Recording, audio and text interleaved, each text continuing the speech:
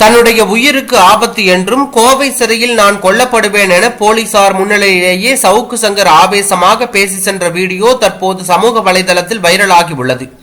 Redpix YouTube சேனலுக்கு சமீபத்தில் பேட்டி அளித்த சவுக்கு சங்கர் காவல்துறை உயர் அதிகாரிகள் மற்றும் பெண் காவல்துறையினர் குறித்து அவதூறாக கருத்துக்களை தெரிவித்தார். இது தொடர்பாக கோவையைச் சேர்ந்த காவலர் சுகன்யா சைபர் கிரைம் போலீசில் புகார் கொடுத்தார்.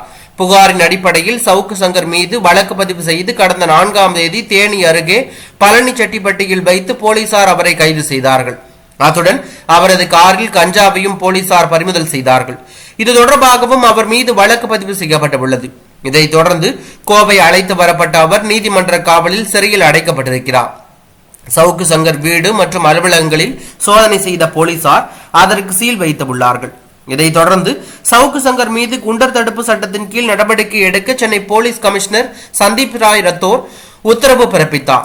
இதனிடையே சவுக்கு சங்கர் இன்று மருத்துவ பரிசோதனைக்காக கோவை சிறையிலிருந்து அரசு மருத்துவமனைக்கு அழைத்துச் செல்லப்பட்டார்.